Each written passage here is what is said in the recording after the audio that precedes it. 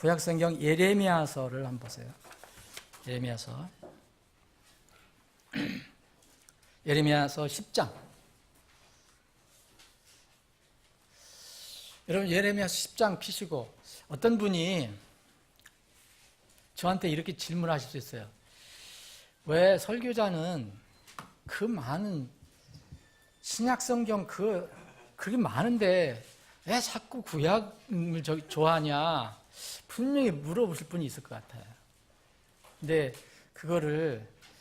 우리 성도들은 거의 마음에 담고 있지 이게 물어보시는 분들이 아니기 때문에 점잖으시기 때문에 간접적으로 제가 이제 그 전에 저하고 교제하면서 구약 신약에 대한 설교에 대해서 나하고 교제한 분이 옛날에 있었어요. 그래서 이제 구약과 신약에 대해서 이렇게 말씀드리면 이 신약은 그 안에 이렇게 이미 주님께서 비유적으로 얘기하신 거 있잖아요. 비유적인 게 많고 그냥 그 사도 바울은 자기가 경험한 것을 아니면 성령께서 인도하신 것을 그대로 이렇게 기록한 것이 많습니다.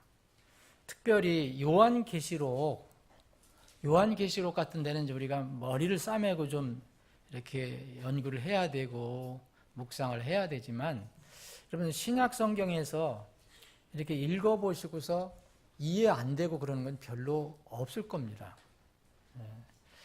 그래서 이 전에는 이 신약교회 초기에는 거의 신약 성경 가지고 이렇게 그 교회가 시작이 됐을 거예요. 왜냐하면 구약은 가지고 있었지만 구약을 잘 이해를 못하고 신약에 기록된 것이 이렇게 돌아다녔잖아요. 이렇게 막 돌아다녔거든요. 바울 서신 같은 거. 그래서 어떤 교회는 바울 서신만 가지고도 이렇게 모이고 그랬는데 우리는 하나님의 은혜로 이제 신구약 성경을 다 주셨어요. 한 단행본으로 다 주셨는데 절대 신약이 완성되고 나서 완성이 완성되고 나서 이렇게 그 다음에 100년 이후에 신약 성경이 많이 돌아다녔을 때는 가능했지만 그 전에 초기에 있잖아요. 초기에는 신약 성경이 사실 거의 없었다고 보면 되죠. 신약 성경이 거의 없었는데 그럼 뭘 가지고 했겠느냐? 신약 교회가 구약 성경을 가지고 모였다는 거죠. 처음에는. 그러면 그래서 신약 교회가 시작돼서 처음에 구약을 가지고 모였을 때 이 구약은 이스라엘의 관점이잖아요. 유대인 관점이고. 그래서 구약은 많은 어떤 선생이 필요했던 것 같습니다. 이렇게. 그때 특별히 이제 이 이스라엘의 그 율법을 맡은 사람들이 이제 거듭나서 신약교에 들어오면 그런 사람들이 귀하게 이렇게 쓰였던 것으로 저는 봅니다. 그 중에 하나가 바울이에요. 바울이 바리새인이었기 때문에 신약에 정말 구약에 통달을 했었던 사람이라고 볼 수 있거든요. 그래서 바울 서신의 이 서신을 보면 어려운 거 없어요. 근데 바울 사도가 항상 구약의 그 내용을 인용을 합니다. 고린도 교회의 신약교회잖아요. 신약교회인데 고린도 교회에 문제가 생겼을 때 바로 구약에 있는 말씀을 가지고 그 문제를 다뤄요. 대표적인 고린도전 10장이에요. 그 신약 교회에 이런 문제가 생겼을 때 본보기가 뭐냐? 그것은 바로 구약에 있는 그것이 본보기다라고 이야기를 합니다. 그래서 저는 개인적으로 신약도 재미있지만 구약이 재미있을 때가 많아요. 이렇게 거기에 이렇게 그 유대인들에게 이스라엘에게 먼저 주셨지만 거기에 들어있는 그런 내용들을 보면 정말 이렇게 느끼는 게 많고 이렇게 배울 것도 많고 깊은 것도 많고 그래서 제가 개인적으로는 그 구약 성경에 있는 내용을 많이 여러분들과 나누는 이유가 있어요.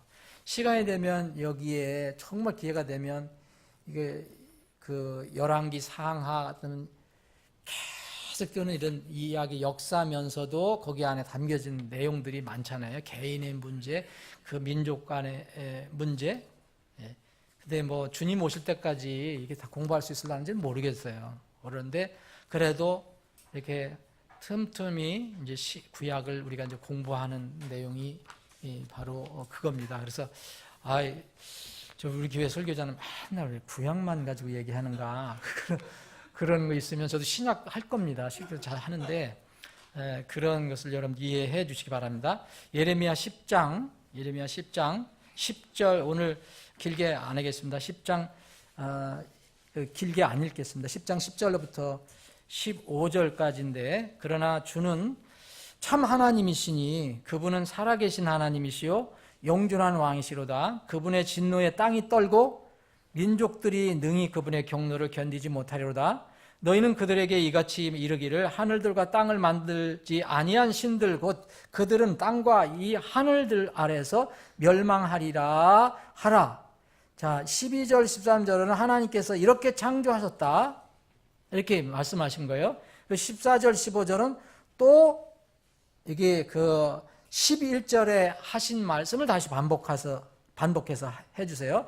이유는 사람들이 하나님을 살아계신 하나님을 하나님으로 찾지 않고 대신 죽어있는 우상들을 찾기 때문에 그 얘기입니다. 사람마다 아는 것이 짐승 같고 주물공마다 새긴 형상으로 말미암아 당황하나니 14절 그가 부어 만든 형상은 거짓이요 그 속에는 호흡이 없도다. 그것들은 헛것이요 잘못 만든 것이니 그것들을 징벌하시는 때에 그것들이 멸망하리로다. 아버지 하나님 오늘도 오후에 이렇게 모여서 하나님을 찬양하고 경배하고 또 주님께서 주신 생명의 양식을 나눌 수 있게 하시니 감사합니다. 이 시간 오후에 주신 말씀을 통해서 우리가 위로를 받고 또 확신을 갖고 하나님께 더 찬양하고 경배하는 예배하는 인생이 될 수 있게 해 주옵소서. 예수님의 이름으로 기도합나이다. 아멘. 예수님의 재림은 이 신약에만 주제가 아니에요. 여러분들 아시겠지만 이거는 구약에도 주제입니다. 구약에는 물론 이제 다시 오실 초림하실 주님에 대해서 얘기했지만 여러분 우리가 스가랴서 공부했는데 스가랴서 같은 거는 누구에 대해서 얘기합니까? 재림주에 대해서 얘기를 하고 있어요. 그래서 이 신구약 전체에 걸쳐서 이 예수님의 재림에 대해서 엄청난 많은 절에서 이 예수님의 재림에 대해서 다루고 있어요. 구약 성경은 제가 찾아본 거 아닙니다. 이런 거에 대해서 정말 고마운데 제가 제 대신 해주는 분들이 옛날에 집도 있었어요. 그런 일을 하는 분들 정말 여러분들 저는 성경 공부를 하면서 뭘 준비할 때는 정말 감사하는 마음을 갖습니다. 여러분 콩코던스라는 거 아시죠? 아시는 분은 아실 거예요. 뭐 모르셔도 상관없어요. 이정희 형제님이라든지 공부를 한 신학 공부하는 어딘지 최 형제님 같은 게 최영재 형제 같은 거 알 거예요. 콩코던스라는 건 뭐냐면 예를 들어서 킹제임스 성경 콩코던스라면 킹제임스 성경에 나와 있는 단어 있잖아요. 단어를 처음부터 끝까지 다 조사해서 몇 절에 나오고 몇 절에 나오고 다 집대성한 콩코던스예요. 그거 여러분들이 하면 아마 평생을 가도 그거 한 분이 있어요. 제임스 스트롱이라고 이 목사님이 있어요. 신학자가. 그래서 우리가 그거 직을 쓰는 게 이제 스트롱 콩코던스라고 쓰는 거예요. 성구대사전이라고 말할 수 있어요. 예, 정말 이렇게 공부해 보면 거기에 이미 다 해놨어요. 그분이 다. 내가 하는 게 아니에요. 우리가 활용하는 거예요. 그래서 저 설교자가 한번 세봤어요. 그러면 저는 안 세봤어요. 무슨 얘기냐면 구약 성경에 예수님의 재림에 대해서 얘기한 게 1527절이에요. 1527절. 그리고 신약 성경에 319절. 전부 1846절이에요. 예수님의 재림에 대해서 다룬 거. 초림 말고 재림에 대해서 다룬 거. 다시 말씀드리면 설교자가 세봤어요? 저 안 세봤어요. 근데 분명히 세본 분이 있어요. 분명히 세본 분이 있어요. 그래서 저는 그걸 근거로 얘기하는 거예요. 예. 이 주님의 재림이 이 신약 성경이나 구약 성경이나 주제예요. 주제. 그럼 우리는 어느 시대에 지금 살고 있습니까? 초림과 재림 사이에 살고 있는데, 초림하셨다 오신 분이 가시고 승천하시면서 내가 다시 오마 그랬어요. 그때가 벌써 2000년 전이에요. 그죠? 2000년 전이에요. 그래 이제 재림 내가 다시 오마 하시는데 2000년 지났어요. 그러면은 주님이 오실 때가 가깝다는 거죠. 예. 왜냐면 우리는 믿기로는 이 지구가 조성된 것이, 만들어진 것이, 어떤 사람들은 뭐 수억 년, 뭐 수천만 년, 어떤 사람이 이번 정부에서 뭐 하나 장관 자리 얻을 뻔했는데 못 얻던 한 이유가 뭔지 아시죠? 한 사람이 6일 창조를 믿었다고 떨어졌어요.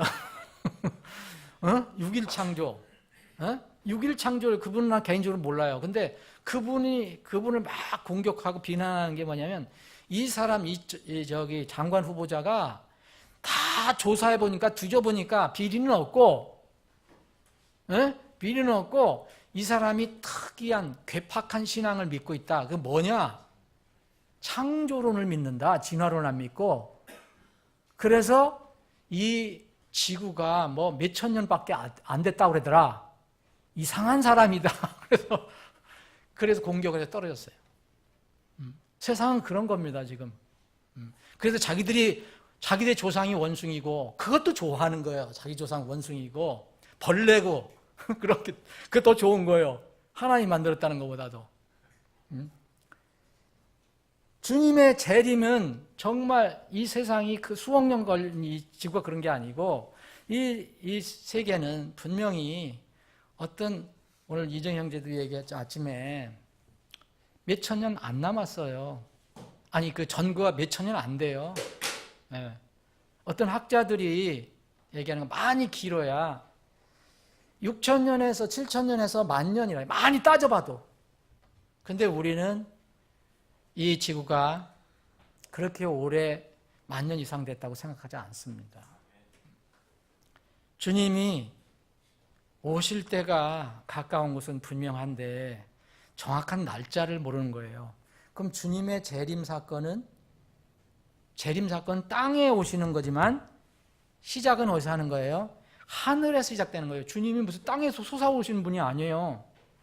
주님이 하늘을 이렇게 통과해서 내려오시는 게 재림이잖아요. 이 재림이 지상에서 완성되는 겁니다. 지상에서. 그래서 하늘에서 시작하는 재림 사건은 반드시 먼저 지상에서 일어나는 사건이 있어야 됩니다. 우리는 성경을 믿으니까 막연하게 하늘에서 오시니까 하늘의 징조만 보는 게 아니라, 하늘에 분명히 예수님 오실 때 징조가 있어요. 하늘에서 천체적인 징조. 근데 그 이전에 지상에로 완성이 돼야 하니까, 지상에서 완성이 돼야 되니까, 재림이 이 지상에서 어떤 일이 연관되는 일이 있다는 겁니다. 여러분들 휴거와 지상 재림의 차이는 아실 거예요. 제가 또 오후에 아침에 이런 말씀을 못 드리는 게 뭐냐면, 아침 보편적으로 말씀을 드려야 돼요. 요새는 새로 오는 사람들이 별로 없지만, 오후에는 그래서 뭘까 더 깊은, 이렇게 어떤 더 지식이라면 안 되고, 더 여러분들이 좀 묵상하고 생각해야 될 부분들을 많이 나누는 거예요, 오후에는. 여러분, 휴거와 지상재림의 차이 아시죠? 지금 어떤 분들은, 이제 그걸 안 믿는 분들은 그냥 휴거와 지상재림이 한 단계다, 한 사건이라고 믿으세요. 우리가 올라갔다가 다시 내려온다라고 얘기하지만, 저는 그렇게는 믿기가 어렵기 때문에 휴거와 지상재림은 분명히 어떤 기간에 어떤 공간이 있다, 갭이 있다라고 저는 믿습니다. 그러면 휴거는 우리 구원받은 사람들이 올라가는 거고, 지상재림은 예수님이 이 땅에 오시는 거예요. 휴거 때는 예수님이 공중에 오셔서 우리를 부르시는 거고요. 그러면 지금 우리가 살고 있는 이때가 왜 자꾸 마지막 때라고 하느냐? 마지막 때라고 하느냐? 어저께인가 그저께인가 뭐 중동에서 무슨 미사일 쏘고 뭐 지금 요새 좀 시끄럽잖아요.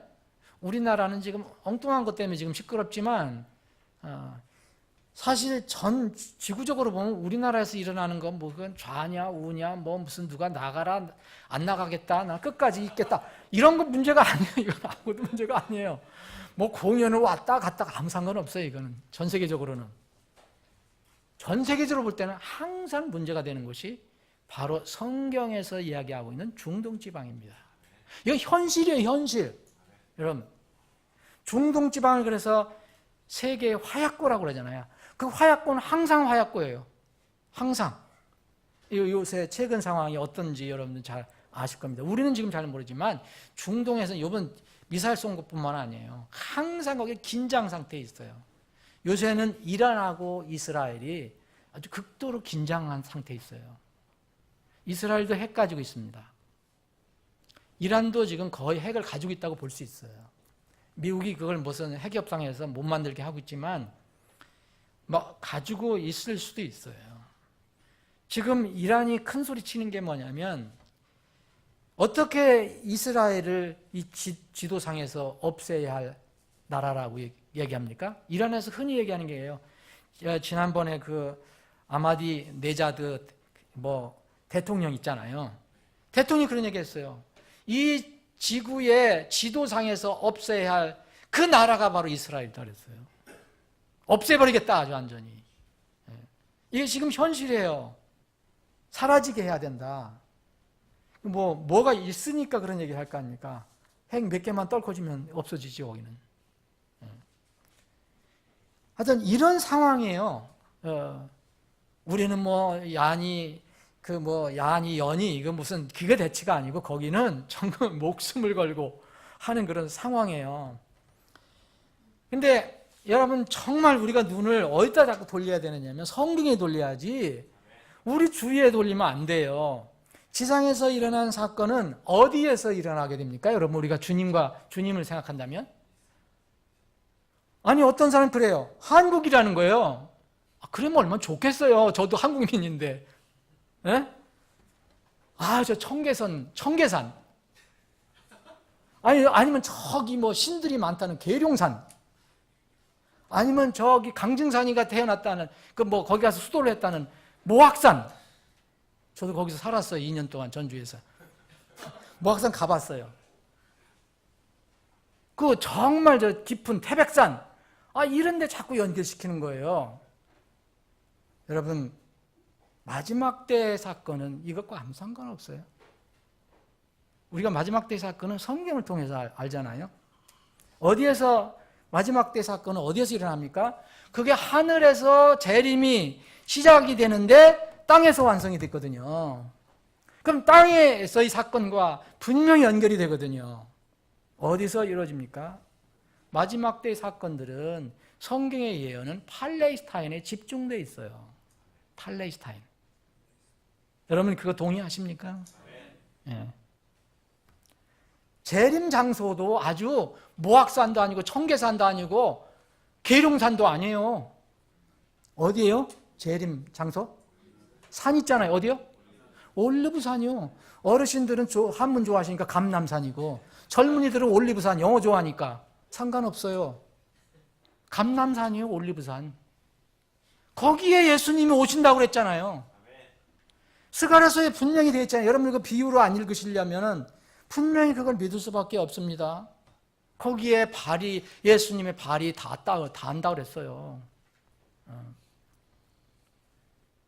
그때 하나님께서 예루살렘을 지상의 모든 민족들에게 어떻게 하시겠다 그랬죠? 그때 지금은 뭐 이스라엘 죽여라 살려라 그래도 이스라엘 보통 센 나라 아니에요. 함부로 못해요. 지금 하나님이 돌보시지만은 그것을 배제하고라도 이스라엘의 국력이 웬만한 나라가 이길 수가 없어요. 이 이스라엘이 지금은 세계에 무슨 뭔가 이 놀림감 아니 무슨 불황아처럼 이렇게 여겨지고 있지만 하나님께서 오실 때 지금 예루살렘을 지상의 모든 민족들에게 뭐로 만드신다고 하냐면 우리나라도 마찬가지예요. 거기에 모든 민족을 떨게 만드는 잔을 만들어. 잔.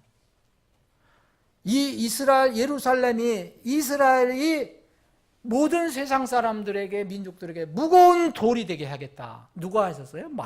누가 하셨어요? 예수님이 하셨어요. 스가랴서 12장 한번 보세요. 제가 그냥 꾸며서 한 얘기가 아니고 스가랴서, 에스겔 다음에 스가랴서 12장 2절 내가 예루살렘으로 하여금 사방 모든 백성에게 사람을 떨게 만드는 잔이 되게 하리니. 그렇죠? 누가? 내가 누구예요? 네, 하나님입니다. 예루살렘으로 하여금 사방 모든 백성에게 떨게 만드는 잔이 되게 하리니 그때는 그들이 유다와 예루살렘을 치려고 에워싸는 때라. 정말 이스라엘을 죽여라 살려라 이 지구상에서 없애라 지도상에서 없애라 지금도 하지만 자 3절은 그날에 내가 예루살렘으로 하여금 모든 백성에게 무거운 돌이 되게 하리니 비록 땅의 모든 백성이 그것을 치려고 함께 모일지라도 그 돌로 짐을 진 자는 다 어떻게 돼요? 산산조각 끊어지리라. 그렇죠? 그런데 여러분 한 장만 더 넘겨보세요. 14장 그날에 4절 14장 4절 그날에 그분의 발이 예루살렘 앞 동쪽에 있는 올리브산 위에 설 것이요 감난산 위에 설 것이요 올리브산이 거기에 한가운데서 동쪽과 서쪽으로 갈라짐으로 심히 큰 골짜기가 생길 것이며 그 산의 반은 북쪽으로 그 산의 반은 남쪽으로 이동하리라. 9절에 보면 또 주께서 온 땅을 다스리는 왕이 되시리니 그날에는 한 주만 계시며 그분의 이름도 하나만 있으리라. 그래서 스가랴서 14장 그 뒷부분에 보면 16절에 보면 예루살렘을 치러 온 모든 민족들 중에서 살아남은 사람이 있어요. 모든 민족들 중에서 남은 자가 심지어 해마다 올라와 그 왕 만군의 주께 경배하며 장막절을 지키리라. 제가 여러분들 늘 수요일마다 기도하는 것은 우리 민족과 우리나라가 이때 남았으면 좋겠다라는 생각을 하는 거예요. 우리 민족이 그렇게 하나님을 찾는다고 한 민족이라면 이때 남아서 하나님을 경배하는 민족이 됐으면 좋겠다. 주님께서 분명히 그분의 도시를 예루살렘이라고 했고 그분의 백성을 이스라엘이라고 했어요. 그분이 이스라엘 백성을 지금 다루시고 혹독하게 단련시키시고 때로는 용광로에 도가니에 집어넣으시기도 하지만 그건 하나님이 하시는 거지 우리가 하는 것이 아닙니다. 우리가 하는 것은요 절대로 하나님이 이스라엘을 그렇게 하신다 해도 우리는 이스라엘을 대적하면 안 되고 하나님의 말씀을 대적하면 안 됩니다.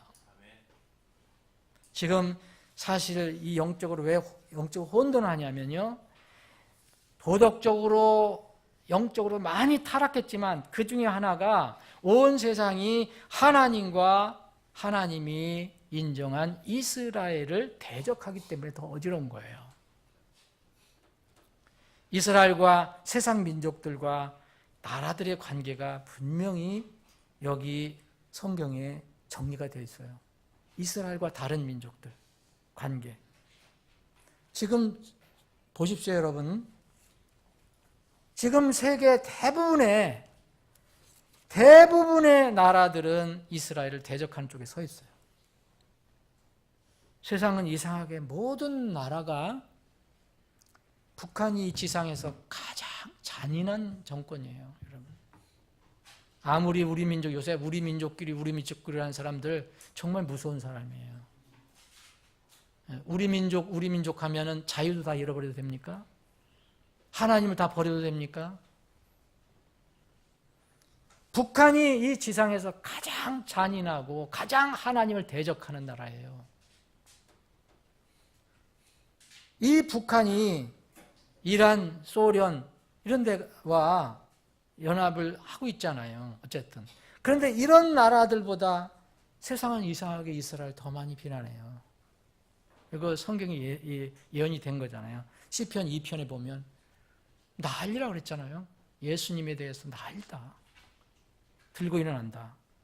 시편 83편을 보면은 모든 나라들이 동맹한다고 그랬어요. 동맹.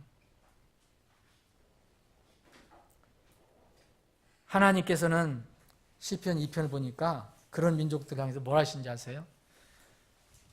저 같은 모습에 지금 웃으셔요, 웃으셔. 시편 2편 4절을 보세요, 여러분.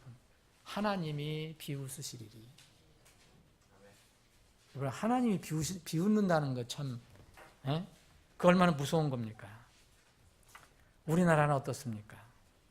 1948년 5월 14일 이스라엘이 건국을 했어요. 이스라엘은 건국하자 우리나라와 밀접한 관계를 맺었어요. 북한과 관계를 단절했습니다. 우리나라와 수교를 했어요. 여러분, 우리가 1948년 5월인가 대한민국 국회가 시작됐고 또 초대 대통령을 세웠고, 그런데 여러분, 이승만 대통령의 그 부인, 이제 영부인이라죠. 누군지 아시죠? 프란체스카. 이 부자가 아니라, 이 영자가 아니라 프란체스카예요. 우리말이 없어요. 뭐라고 불렀는지 모르지만. 프란체스카 여자인데 이분은 국적이 오스트리아예요. 그런데 유대인입니다. 유대인. 이 유대인이었는데 어쨌든 6.25 때에도 이 이스라엘이 우리를 도왔어요. 사실 한국은 이스라엘을 이렇게 박대하면 안 돼요. 근데 그 기름 때문에, 돈 때문에 지금 이스라엘을 먼 거리에 두고 때로는 비난은 동참하고 있잖아요. 하나님은 다 알고 계세요, 이거. 이거 다 값을 치러야 돼요, 나중에. 어떤 방법으로든지. 이상하게, 묘하게도, 여러분, 북한은 거기에 헤즈볼라, 하마스, 팔레스타인, 여기 그 이스라엘을 대적하는, 거기가 꼭 연합이 되어 있거든요. 거기 무기 팔아먹고, 거기 군사, 무슨 저기를 보내고. 그런데 우리나라는 묘하게도 정부가, 정치인들이 이스라엘을 대적하는 쪽에 서요. 그들이 성경을 모르기 때문에 그렇습니다. 하나님을 모르기 때문에 그래요. 그들이 아는 하나님은요, 그들이 생각하는, 자기들이 만들어 놓은 하나님이지 성경에 있는 하나님이 아니에요. 이거는 보수, 무슨 진보, 좌나 우를 떠나서 얘기하는 거예요. 하나님은 성경에서 계시한 하나님을 믿어야지 자기들이 생각하는 하나님을 믿으면 안 돼요. 자기들이 믿는 하나님은 석유가 더 귀중하다. 우리는 회교권의 그 세력이 더 중요하다고 생각하는 사람이죠. 여러분, 이상하게도 다른 종교도 말할 것도 없고, 다른 종교 말할 것도 없어요. 유대교에 대한 배척하는 거, 이스라엘에 대해서 배척하는 거. 그런데 기독교에도 이스라엘에 대해서 대적을 합니다. 이상하지 않아요? 우리는 이스라엘을 통해서 나온 거거든요, 사실은. 그들이 비록 지금 예수님을 구주로 영접하지 않지만, 우리가 유대인이 없으면 구원은 어디에 속했다 그랬어요? 유대인에게서 나온다 그랬어요. 말씀은 누구에게 맡겨졌어요? 유대인에게 맡겨졌어요. 그런데 어디 그거를 부정을 합니까? 묘한 거죠. 그런데 여러분, 지금 사실 말하면 개혁 개신교 이런 게 종교개혁이 1517년 마틴 루터를 통해서 일어났어요. 그 다음에 뭐 칼빈, 뭐 츠빙길리, 뭐 이런 여러 사람들이 통해서 이제 더 나갔는데, 여러분 이 마틴 루터 좋은 점 있죠, 분명히. 예, 카톨릭 사제였다가 종교개혁했잖아요. 근데 진리는 항상 변함이 없어요. 근데 그게 숨겨져 있을 수는 있어요. 이게 하늘에 가면 다 드러날 겁니다. 마틴 루터 여러분들은 잘 대부분 모르실 거예요. 그럼 얘기하면 또 저를 많이 공격할 거예요. 저는 마틴 루터 선생님을 만나본 적도 없어요. 예. 그냥 있는 그 역사적인 자료만 가지고 아는 거예요. 마틴 루터가 만든 것이 대체신학이에요. 대체신학이라는 게 뭐냐면, 하나님께서 이스라엘에게 주신 모든 약속과 복이 다 다른 걸로 대체가 됐다. 뭘로? 교회로. 이게 쉽게 얘기하면 대체신학이에요. 여러분, 뭐 복잡하게 신학적으로 깊이 생각할 필요 없어요. 대체해버렸다. 그래서 이스라엘은 죽어도 좋다. 이렇게 얘기 나오는 거예요. 그래서 어떤 사상이 하나 박히면요, 거기서 모든 행동이 나오는 거예요. 마틴 루터는 유대인을 지극히 증오했어요. 여러분 잘 모르시죠? 켈빈만 증오한 게 아니에요. 앞으로 이제 침례 성도 역사를 공부할 거예요. 이정희 형제 아침에 그 구속사 끝나면, 이거 지금 이 신학교 과정으로 지금 여러 공부하는 거예요. 이건 이제 신학교 과정으로 만들어서 이렇게 또 통신하는 분들 자료로 쓰는 거예요. 이거 끝나고 나면 제가 이제 침례 성도 역사를 공부할 거거든요. 정말 이런 역사를 공부해야 돼요. 여러분, 침례 성도들은 가톨릭에서도 쫓겨다녔고, 개신교에서도 지극히 고통을 많이 받았어요. 핍박을 많이 받았어요. 죽기도 많이 했어요. 딱 하나 이유는요, 성경을 붙들고 있다는 것, 그거예요. 아무 이유가 없어요. 이 마틴 루터가 바로 그러한 사상을 가지고 그런 운동을 했기 때문에 유대인을 지극히 증오했고, 사실 마틴 루터는 어디서 훈련을 받은 사람이에요? 종교개혁은 했지만 가톨릭에 있었던 사람입니다. 그래서 가톨릭은 지금도 마찬가지예요. 가톨릭은 철저하게 반유대주의예요. 반유대주의. 그래서 이 마틴 루터가 1534년에 하나 책을 만들었잖아요. 유대인에 관해서 쓴 책이에요. 유대인과 그들의 거짓말에 대해서. 아주 타이틀도 굉장히 도전적이고, 여러분, 이때가 조금만 이렇게 읽어드려볼게요. 유대인들은 거짓말쟁이다. 유대인들은 모두 기생충이고 독사의 자식들이다. 그들의 해당과 할교와 탈무드에 불을 지르고 그들의 집도 불을 지르고 파괴해라. 그들의 혀를 잘라내고 독일에서 추방하고 멸망시켜야 한다. 불태워 죽여야 한다. 이 종교개혁한 사람의 입에서 나온 거예요. 우리 침례 성도는 어떤 특징이냐면 양심의 자유가 있어요. 그리고 우리가 모든 사람의 양심의 자유가 있다고 믿기 때문에 우리가 믿는 것을 다른 사람이 안 믿어도 우리는 강제화하지 않습니다. 그게 침례 성도들의 아주 좋은 특징 중에 하나. 이게 성경이 가르쳐주는 거예요. 여러분, 복음을 들고 나가서 안 받으면 어떻게 합니까? 칼 가지고 너 믿을 거야 안 믿을 거야? 총 가지고 아랍처럼 그 모슬렘처럼 이렇게 합니까? 우리는 그냥 전하기만 하는 거예요. 오히려 내가 희생이 되고 내가 고통을 받아도 좋다. 하나님 말씀을 전하는 거예요. 그런데 이거 보세요. 이건 루터가 직접 얘기한 거예요. 그래서 이 유럽에 이런 가톨릭이 지배했던 유럽, 종교개혁도 또 퍼져나갔잖아요. 그 유럽에서 전부 이런 풍조가 생겨갖고 유대인들을 완전히 하등동물, 지상에서 없어져야 할 그런 존재로 그런 분위기가 생겼어요. 그래서 여러분, 그렇게 되면은요, 모든 사상이나 문학 이런 데도 나오는 거예요. 저는 문학을 그전에 좋아했지만 지금은 별로 좋아하지 않아요. 셰익스피어에 보면 여러분 유명한 그 작품이 있어요. 베니스의 상인. 여러분들 한번 읽어보셨어요? 뭐 읽어볼 필요 없어요. 그 시간 되니까. 어쨌든 뭐 내용은 대충 이런 거예요. 거기에 유명한 고리대금업자가 있어요. 베니스에 있는 사람. 그 사람 이름이 샤일록이에요. 이 사람은 고리대금업자인데 유대인이라는 거예요. 이거를 부각시키는 거예요. 섹스피어도 모르니까 어떤 분위기였으니까. 영국의 찰스 디킨스가 쓴 구두쇠 영감 스크루지도 있어요. 이게 저기 성탄절 때마다 많이 나타나요. 정말 지독하게 노린 우리말로 하면은 자린고비 같아. 우리나라는 그냥 바라만 보고 저기 했지. 먹지 않고 매달아 놓고 보기만 한 거.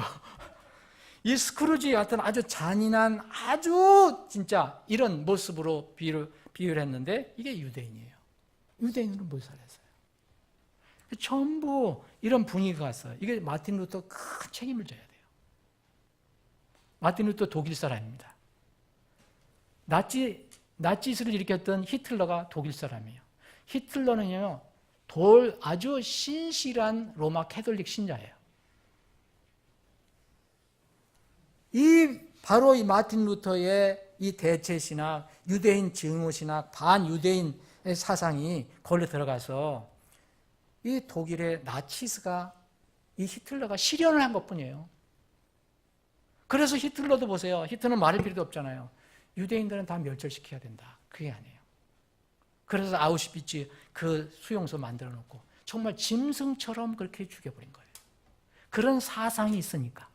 심지어는요, 루터는 뭐라 하냐면 유대인을 안 죽이면 하나님이 우리를 그냥 안 둔다고 얘기까지 했어요. 그런 악마 같은 예수님을 반대하는 그런 악마들을 남겨두면 하나님이 우리를 그냥 놔두시겠느냐, 이런 정도까지 얘기했어요. 저는 믿기로는 마틴 루터 어떤 훌륭한 그 카톨릭에 대항해서 이 종교개혁을 부르짖었지만 그런 성경을 오해하면 안 된다는 거죠. 성경을 우리가 다 이해 못해도 성경이 이해하는 것을 그대로 우리가 따라가려고 해야 됩니다. 로마서 9장에서부터 11장까지는 바로 이 대체 신학이 정말 잘못됐다는 것을 알려주는 거예요. 바울사는 뭐랍니까?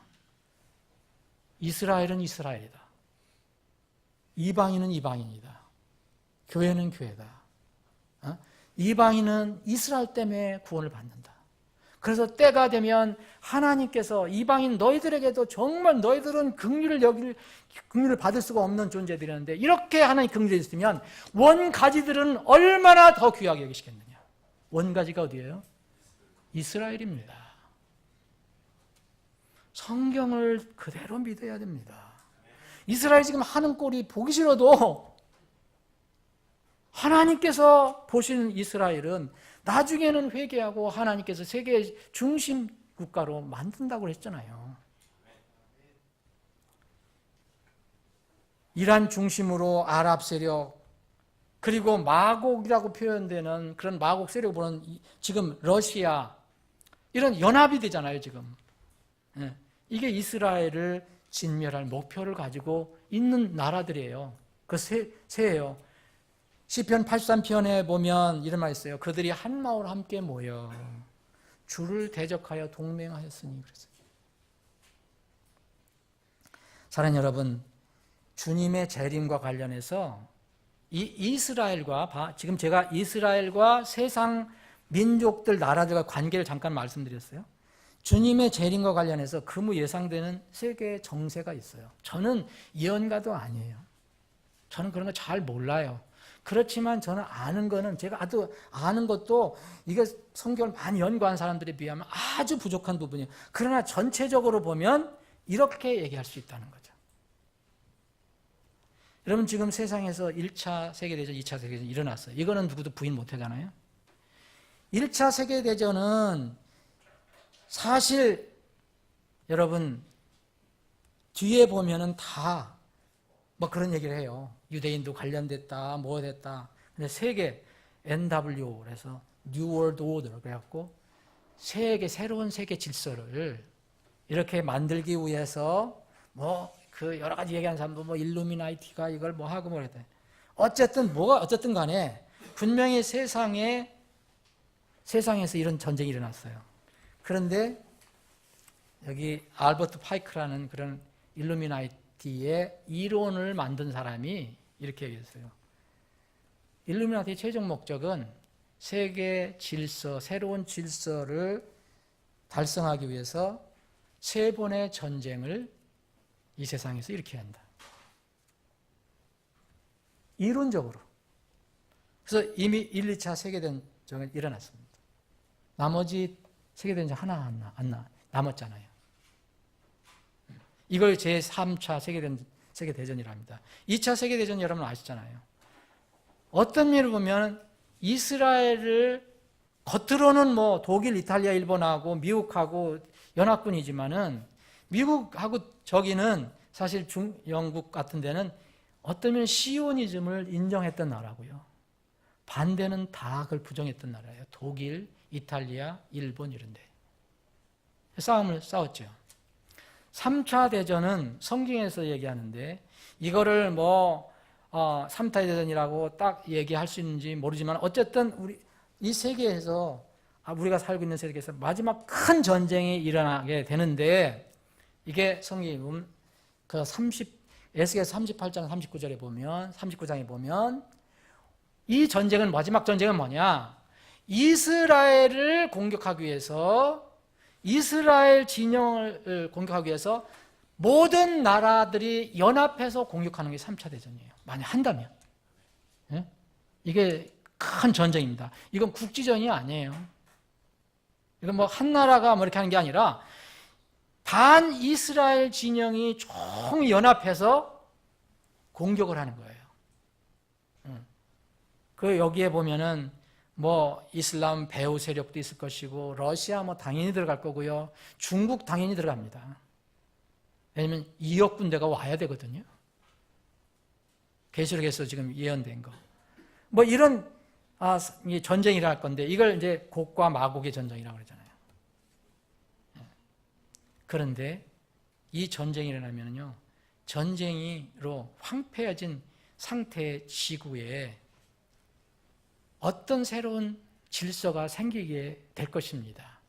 물론 이때 예수님이 오셨다면, 이런 예수님이 오신다면은 정말 모든 것이 끝장이 나지만 곡과 마곡의 전쟁과 비슷한 전쟁이 일어난다면은 세계는 황폐해질 것이고 이렇게 되면은 뭔가 또 다른 성경에서 예언이 된 일이 일어날 것이다. 그게 뭐겠는가? 여러분 지금 일어나고 있는 중동 사태가 언제 곡과 마곡의 전쟁으로 이어질지 모릅니다. 그리고 또 곡과 마곡의 전쟁이라고 하지 않아도 어떤 큰 세계적인 전쟁으로 이어질지 몰라요. 지금 전쟁은요, 절대로 이스라엘과 옆에 있는 시리아만의 전쟁이 아니에요. 아니면 레바논과의 전쟁이 아니에요. 무슨 팔레스타인, 헤즈볼라, 뭐 하마스하고 싸움이 아니에요. 배후가 다 있어, 배후. 네?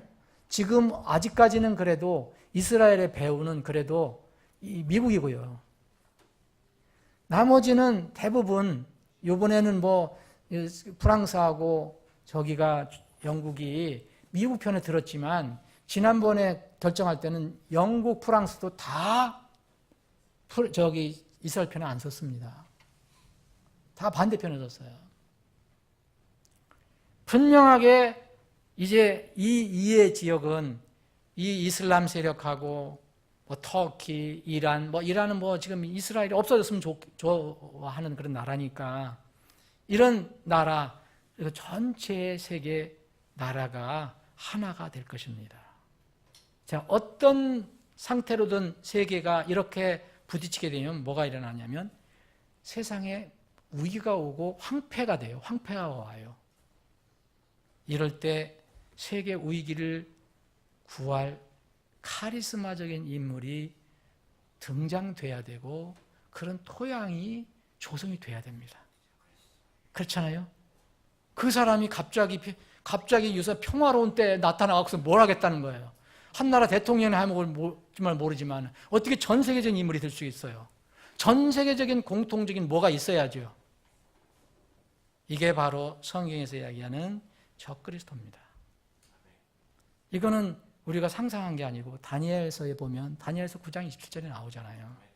다니엘서 9장 27절에 이스라엘 민족과 그 다니엘에게 주신 이스라엘 네 민족과 네 도시에 관해서 이런 것을 내가 알려주겠다 한 것이 70일에잖아요. 70일에. 그 70일에는 계산을 해보니까 69일은 다 지나갔어요. 예수님이 십자가에서 못 박히시고 우리 죄를 위해서 모든 것을 해결하신 거 이게 끝나고 이게 바로 69일에가 다 끝났어요. 그런데 한일에만 남아있거든요. 한일에 70일에 정해 놓으셨는데 69일에가 끝났다고 성경은 얘기하고 있어요. 그러니까 한일에가 남았는데 이 한일에는 뭐라고 했냐면 이 한일에에 자 다니엘서 9장 한번 보겠습니다. 여러분. 다니엘서 9장 다니엘서 9장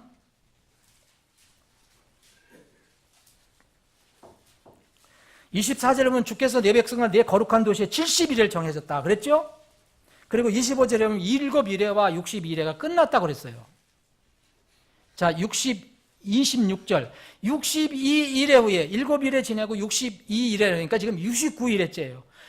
예시아가 끊어질 터이나 자기를 위한 것은 아니라 장차 이 말 통치자의 백성이 그 도시와 그 성소를 파괴하려니와 그것의 끝에는 홍수가 있을 것이며 또 그 전쟁이 끝날 때까지 황폐하게 하는 것이 작정되었느니라. 27절이 중요합니다. 그가 많은 사람들 그가 누굽니까? 그 앞에는 통치자잖아요. 성소를 파괴하려고 나타난 사람. 예? 성소는 이스라엘 성소를 얘기하죠. 어디 성소예요? 예. 그가 많은 사람과 한 일해 동안 언약을 확정하리니. 자, 한 일해가 남았어요, 이게. 69일이 지났는데 한 일해가 남았는데 이때 이 사람이 나타나서 사람들과 계약을 맺는다는 거예요. 계약. 그때 세상 사람들하고 계약을 맺겠죠. 당연히 이스라엘도 들어가겠죠. 그런데 그가 그 일해의 한중간에 희생물과 봉헌물을 그치게 하고 한 일에는 7년이에요. 그럼 반면 3년 반째죠. 3년 반 때는 정말 세상 이 세계의 구세주야. 정말 인기 최고야. 항상 넘버원. 인기 넘버원. 그게 뭐예요? 요새 저기는 제일 앞에 올라가는 거. 인터넷 용어 뭐예요? 제일 앞에 올라오는 거. 그걸 뭐라 그러죠? 검색어 1위. 항상. 네. 검색어 1위 항상 쳐보면 이 사람 전 세계를 구할 사람이다. 항상 1위야. 게임도 안 돼 다른 사람하고는.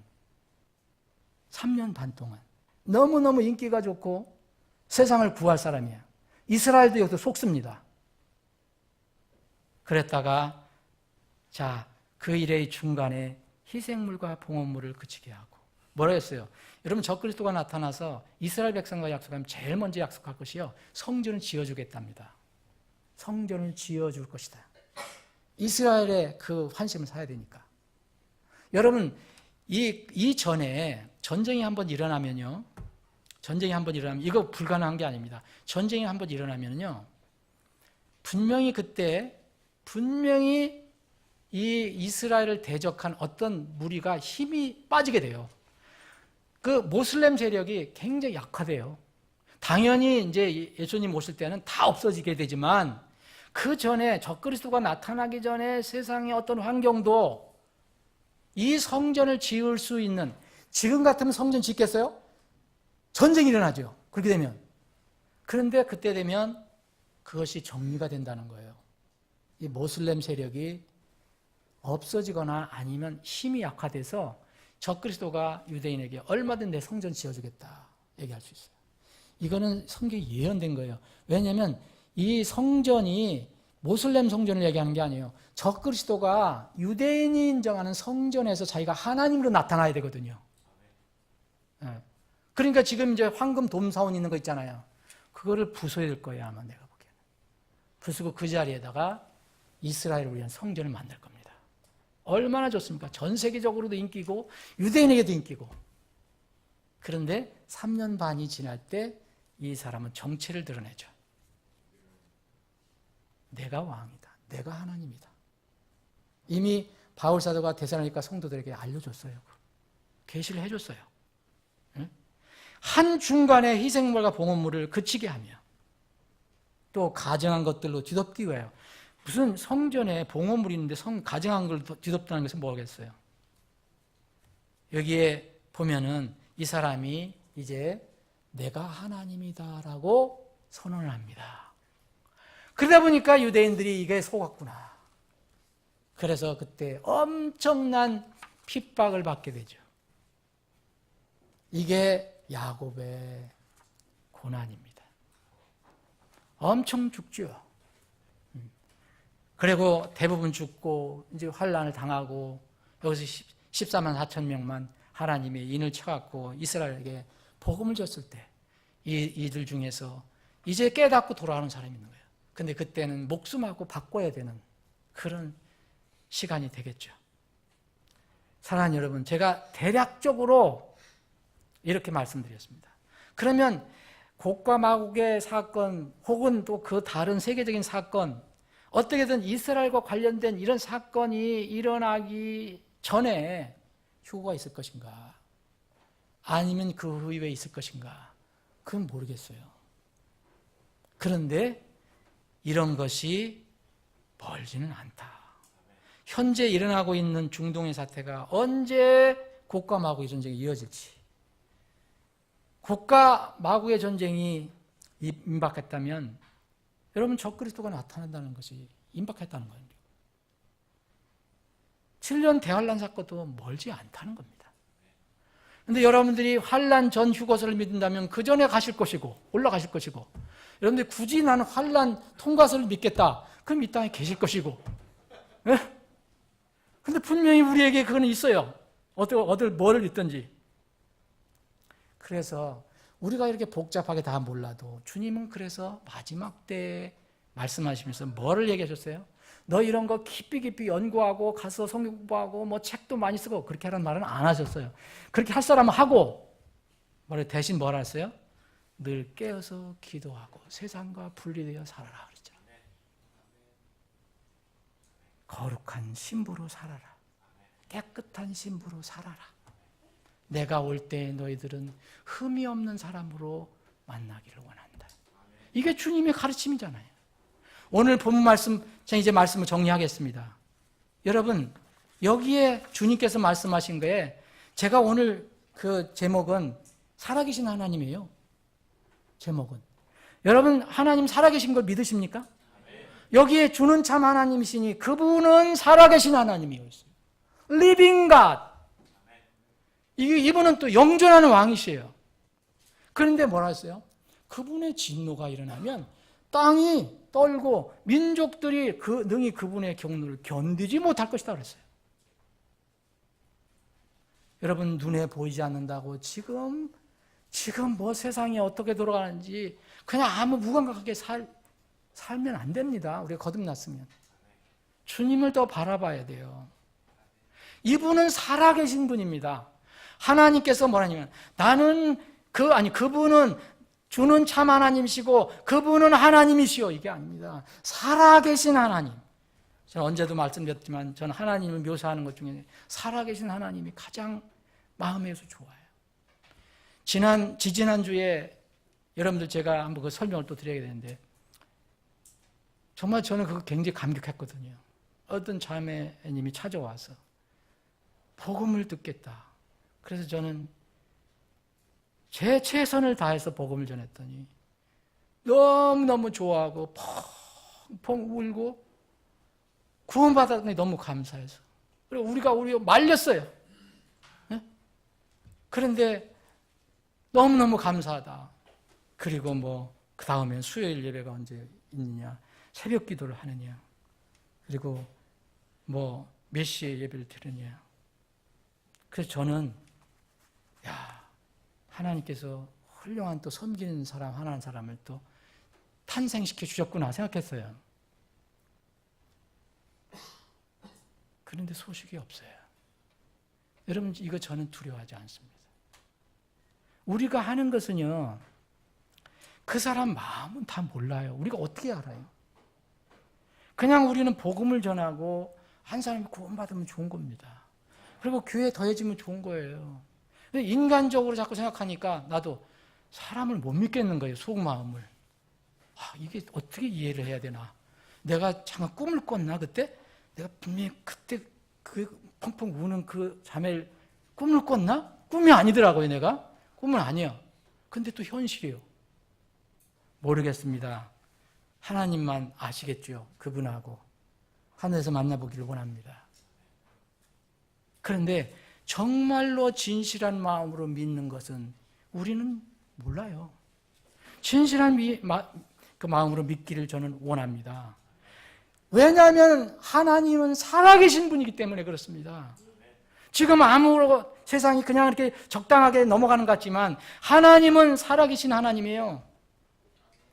이 교회는 여러분 어떤 교회입니까? 이 교회는 살아계신 하나님의 집이라고 했어요. 진리의 기둥과 터라고 했습니다.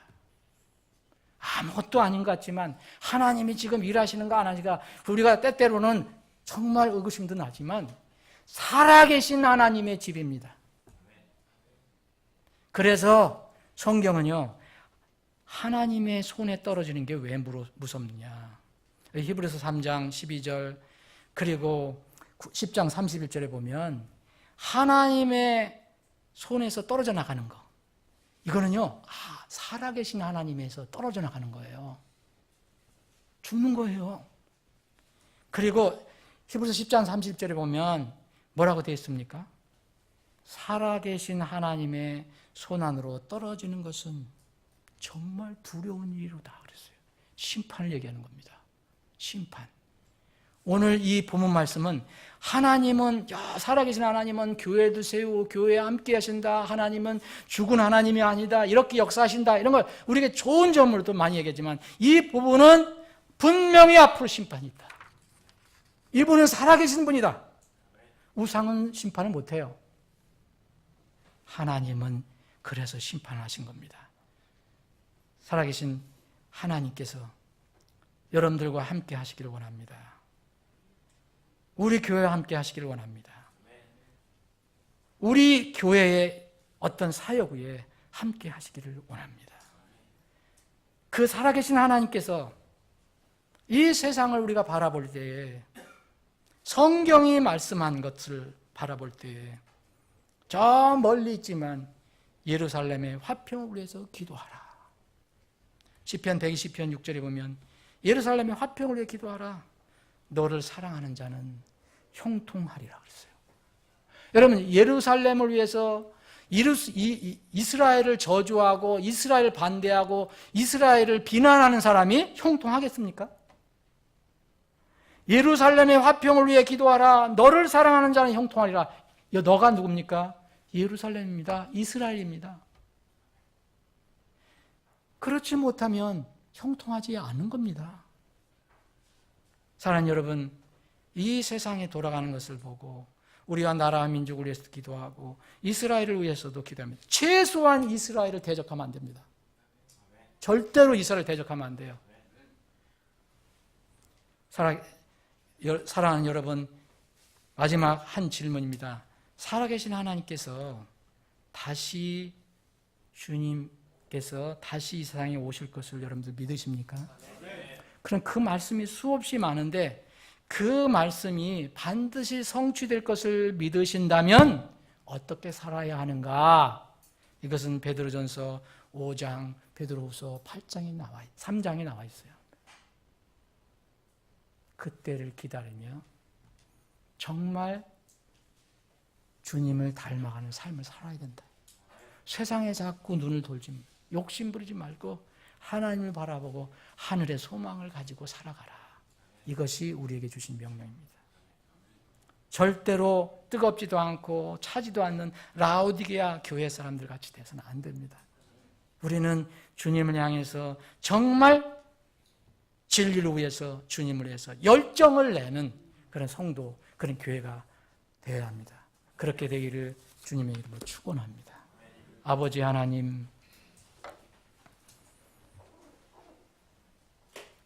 주님께서 우리에게 베풀어 주신 그 은혜, 은택, 은총, 사랑, 긍휼 한 가지 한 가지 생각해 볼 때마다 어찌 그런 것들을 우리가 다 감히 받아 누릴 수 있는가? 참으로 시편 기자의 고백처럼 벌레만도 못한 벌레와 같은 우리들에게 이런 영원한 하늘의 소망을 허락해 주시고 이 땅에서 그 소망을 붙들고 살아갈 수 있게 해주신 것, 참으로 너무나 놀랍고 감사를 드립니다. 이 구원의 기쁨과 감격과 감사가 있어야만 우리는 이 험한 세상에서 살아갈 수가 있습니다. 주님께서 우리에게 베푸신 그 놀라운 구원의 은혜를 잊지 않고 날마다 깨어서 주님과 동행하는 저희들이 되게 해 주옵소서. 이 나라 이 민족을 긍휼히 여겨주시고 이 나라 이 민족을 하나님을 부정하는 자, 하나님을 무시하는 사람들을, 그러한 단체들에게 이 나라를 맡겨주지 마시고 하나님을 두려워하는 사람들에게 이 나라의 통치를 맡겨주시기를 원합니다. 남북 통일을 속히 허락해 주시고 고통받는 북한 우리 동포들을 건져주셔서 저들도 자유롭게 복음을 들을 수 있는 기회를 열어주시옵소서. 주님이 오실 때에까지 고통을 받게 되어 있는 이스라엘을 위해서 저희들이 생각하며 기도할 수 있게 해주옵소서. 최소한 무지해서 이스라엘을 대적하고 이스라엘을 공격하는 자리에 우리나라와 이 민족은 절대 서지 않게 해 주시옵소서. 주님, 저희들에게 또 한 주간을 허락해 주셨습니다. 오늘은 한 주가 시작되는 첫 날입니다. 주어진 한 날 말씀을 가지고 세상에서도 승리하는 저희들이 되게 해 주시옵소서. 특별히 육신의 고통 가운데 있는 지체들을 찾아가 주셔서 그 약한 부위에 주님의 권능의 손을 얹어주셔서 속히 말씀으로 깨끗이 치료해 주시옵소서. 거룩하신 예수님의 이름으로 기도하옵나이다. 아멘.